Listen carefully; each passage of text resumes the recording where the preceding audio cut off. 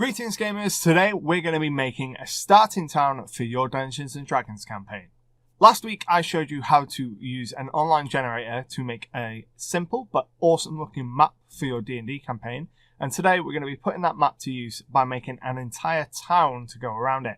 We recently reached 2,000 subscribers, which is awesome, and as a thank you I wanted to do a kind of giveaway, but instead of just one person winning, I thought what I would do is I'd show you how I go about building towns and settlements, and then I would put together a nice polished PDF for you to download for this town that we're going to be making today. That will include the maps, both labelled and unlabelled, as well as all the NPCs, plot hooks, information about the town and the surrounding area, so that you can just drop it into your RPG campaign and run with it. Creating a settlement, a town, a village, a city from scratch can be a little bit daunting. There's a lot of information that your players might want to know, but in this video I'm going to walk you through the process I use when I first start creating settlements. So let's dive straight in and get started. The first thing that we will do is we will open up Microsoft Word or a Google Doc, or in my case my OneNote,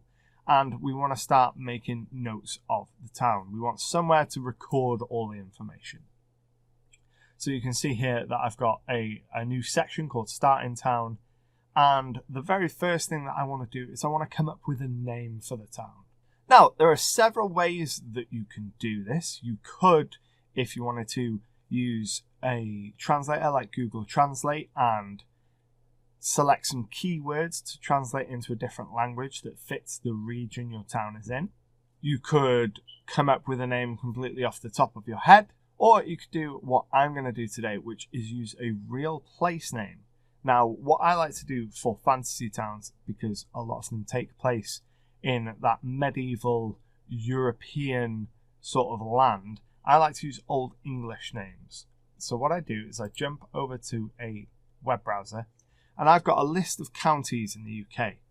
This Wikipedia list is excellent because it breaks the counties down by their dates and when they were formed. So if I want a really modern town, then I might look for a county that was formed post 1900, let's say. If I want something a little older, then I look at some of the counties that were formed before 1889. So I know they're a little bit older. So, for example, I might click on Cambridgeshire, and then what I'll do is I'll Google list of towns in Cambridgeshire. That brings you to another Wikipedia page. I'll put links to both of these in the description below. And then that lists all the major locations within that county. And a lot of them are really good names for D&D towns. So you'd scroll through, look, maybe jot a couple down to decide from. I already know that for our town, I'm going to be using Connington. So we head back over to our notes and we put in Connington.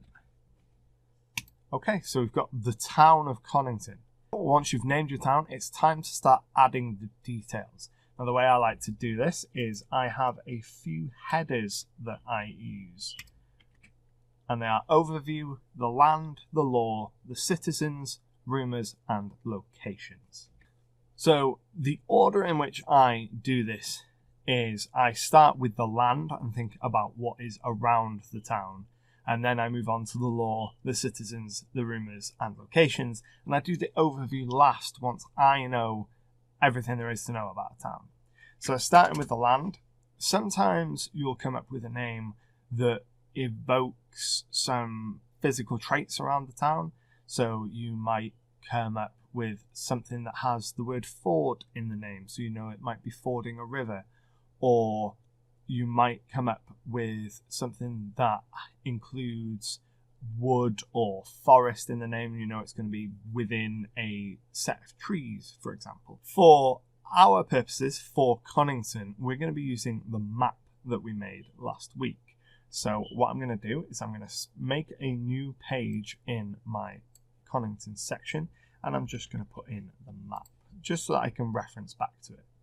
And once our map is in, we can look at it and start to get an idea of the geography around the town. We can see that there's a river here, there's a forest down at the bottom here, and we can see that the town is walled. For Connington, because it's a starting town, I want it to be quite far removed from the major points of society so that when the players arrive, they are the best suited people to handle the problems of the town.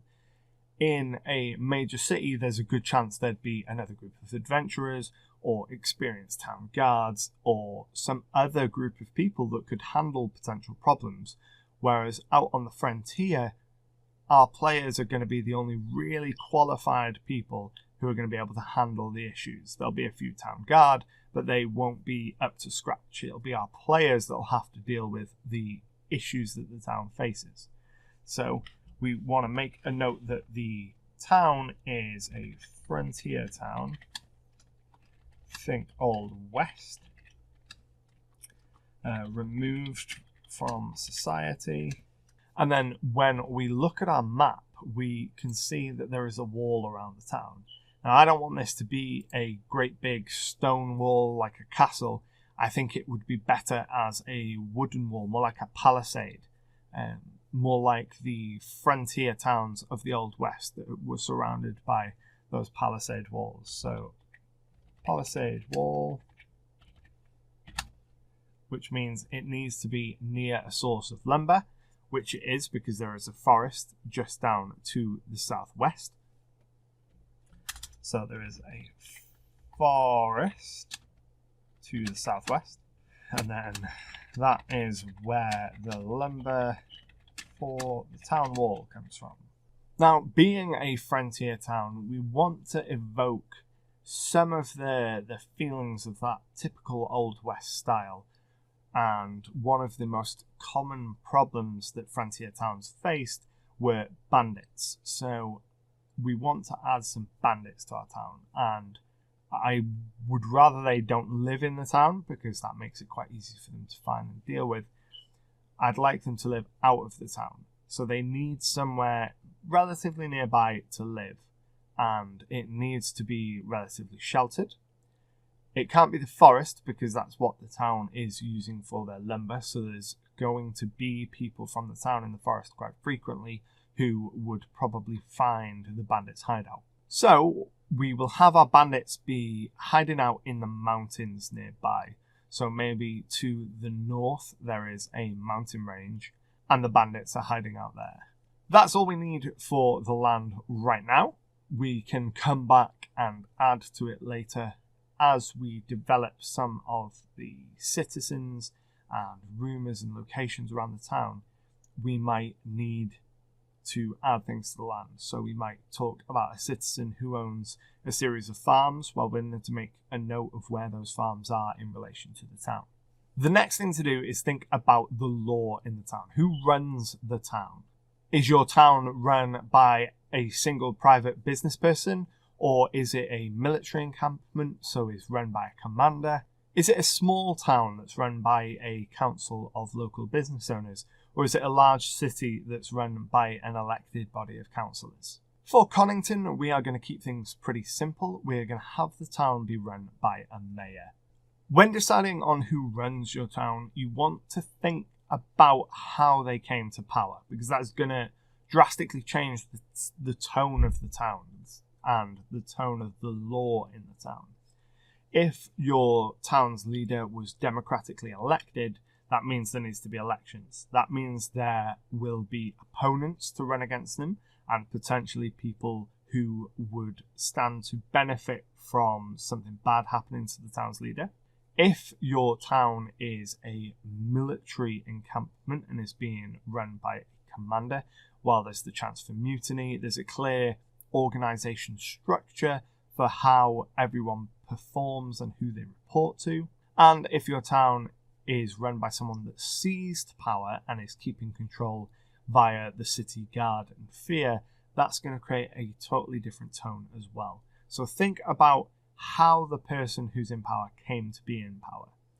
For our purposes, our mayor is going to be democratically elected by the people of the town, and we might say that the people have to have lived there for at least a year. And now we want to think about how the law is enforced in the town. So you've got several options here as well. You could have soldiers and the military be the law. You could have a small but elitely trained guard force that maintain law throughout the town, or you could have a local militia where everyone in town sort of pitches together, and then you have 1 or 2 full-time lawmakers. Or you could have more of a lawless town where everyone is for themselves and the only law of the town is people protecting their own property and interests. For our frontier town, we're going to have a small batch of dedicated guards because they are so far removed from society. Danger is ever present and real, so they want to make sure they can protect themselves. And we will have them led by maybe a veteran, a former soldier, someone that knows what they're doing and will carry a sense of authority. Making a note that the captain of the guard carries a lot of authority is important because it will affect how the NPCs of the town refer to the captain of the guard. So if the captain of your town guard wasn't respected and was a bit of a buffoon, then the NPCs would probably talk about them that way, and your players would get a sense that the city guard or the town guard captain wasn't really in control. Whereas here we want to make sure that everyone knows that this guard captain is the law. And finally, in the law section, we want to make a note of any lawless groups that are operating in the town. So if your town has a thieves guild, you want to make a mention of that and how that thieves guild interacts with the town guard. For our purposes, we know that there is a bandit group operating from the nearby mountains. So as the players begin to learn about this bandit threat, it will become apparent that if they want to deal with it, they're going to have to do it themselves, because the captain of the guard refuses to send their men into the mountains because that whole area is controlled by the bandits, and perhaps they sent men before and it was a massacre. In that case, there will be tensions surrounding the captain of the guard and their decision to send guards into the mountains previously. And that is a nice counterpoint to the authority that they hold in the town. So this captain of the guard will be well respected, but there'll be a small group of people, the families of those guards that were killed, who resent the captain and would like to see a change in leadership in the law of the town. Which brings us nicely to the citizens. This is where I spend most of my time planning when I am starting a new town, because the citizens, the NPCs, the people of the town are what's going to leave a really strong impression on your players. If they don't seem believable, nothing about your town is going to be believable. You can have all of the lore written about it, and it could be a fantastic place with 1,000 years of history, but if everyone there is boring, the players are going to leave almost immediately. So we want to spend a lot of time with the citizens, dialing them in and making them interesting and compelling. So whenever I am creating a list of citizens, I have a sort of table template that I use, which I'm just going to paste in here. It breaks it down, it breaks the people of the town or city into certain sections, certain classes. We have the nobility, the guards and soldiers, merchants and traders, other citizens, and then for our example, the bandits, because that is a distinct organisation. If you had a thieves guild operating in your town, you'd put it there. If you had an assassins guild, you'd put it there. If the local town had a wizards college, you'd list the wizards separately, things like that. So you can see here that I've made a few notes to begin with so that we can get started. I break my table down into 3 sections. I will put the character's name, who they are, what they are, their information, and then I use a column for pictures for my game that I usually just grab off the internet. But we won't be grabbing any pictures today, we'll just focus on the people's names and who they are. So to get started with naming, I usually head over to the internet and I've got a selection of name generators that I use. I use one that has a lot of granular settings for where the name might generate from.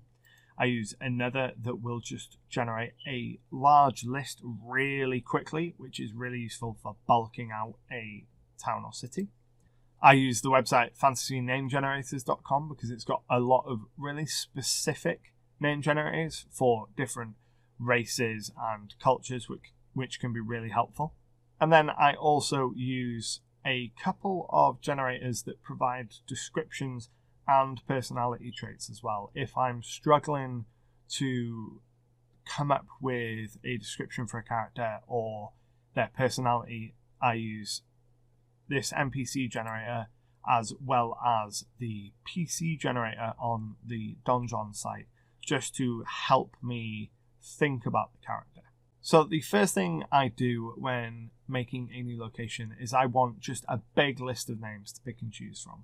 So I come on to namegenerator.biz, go on to the random name generator, and then I will just start clicking, and I will generate maybe 50, 100 names.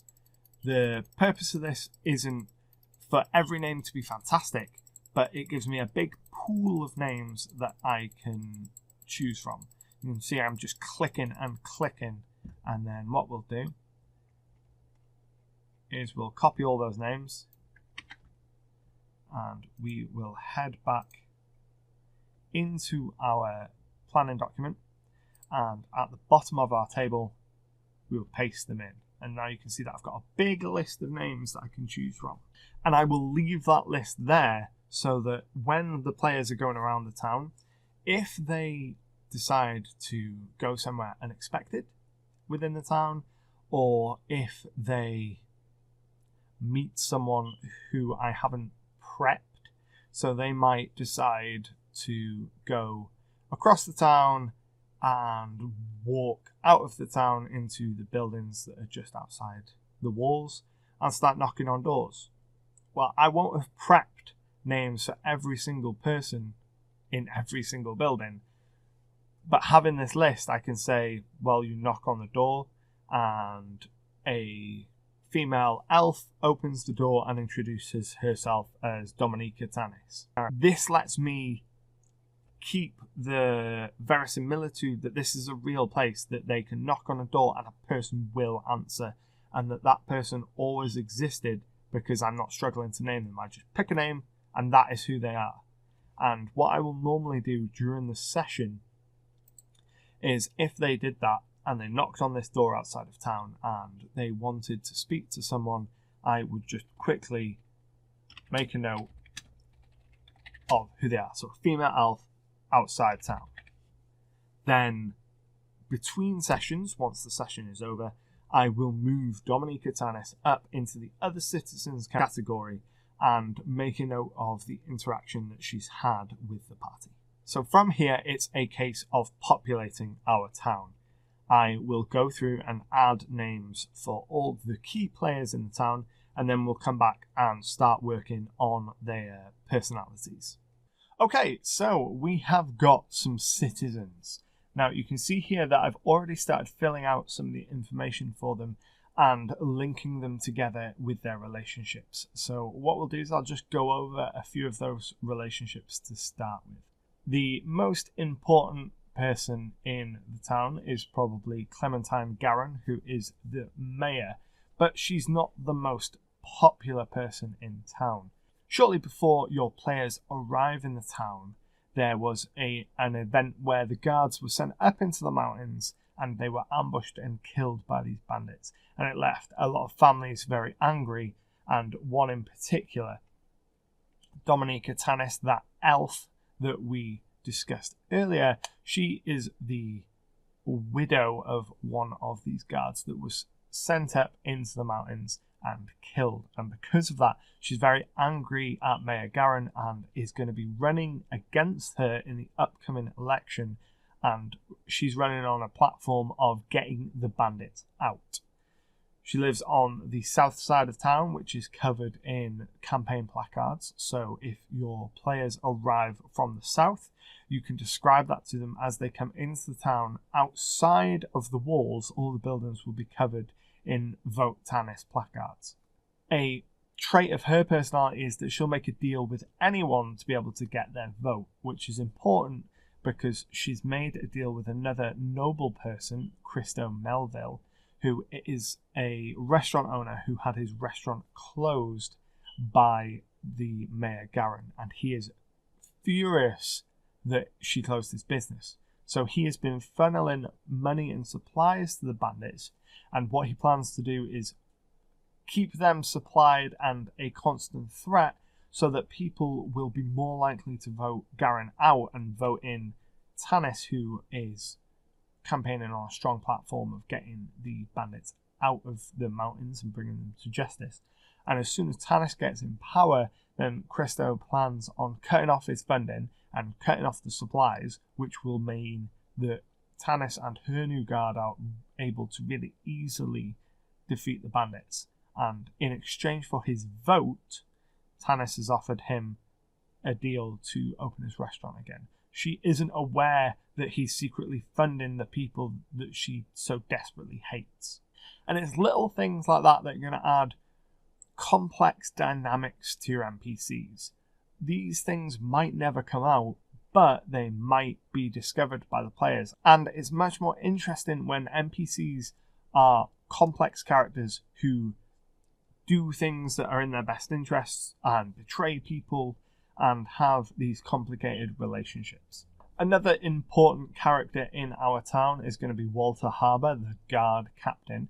And Harbour's also the one that put out the call to bring your adventurers here. That's one way that you can draw them to the town. The big inciting incident of this town when your players arrive is going to be this election that's coming up in a short amount of time. You can decide how long that's going to be based on how long you think your players will be in town for. But this election is a crucial point. So Captain Harbour will have put out a call for adventurers to come in because he doesn't want to use his men to go out and deal with the bandits. So he'll have called you in to bring you up to speed and want you to go out and deal with the bandits to be able to say, look, Mayor Garin is good for her word, she sorted out the bandits, re-elect her. And then for the bandits, we've added a little bit of information for their leader, Neil Liu. He was a landowner in town who had his properties seized by Mayor Garon so that she could expand the guard quarter, give them new barracks, give them new training areas, because she's very concerned that there were threats to the town. In doing so, she made Neil Liu so angry that he took the gold that she'd paid him for his property, invested in weapons and supplies, and hired a few people, went to the Connington Bank, robbed the bank, and took all the gold up into the mountains. Captain Harbour then sent a force of guards and conscripts up into the mountains to try and recover the gold. They were led into an ambush and slaughtered, and that is the incident that has created the current climate in the town and is what your players will be arriving to. I will then go through and add more information about several or all of the NPCs, but I'll do that off screen. The next thing that I want to do is I want to work on the rumours. These are going to be where you start seeding the little plot hooks that you're going to use for your players whilst they're in this town. The big one is obviously that there is a bandit group in the mountains to the north.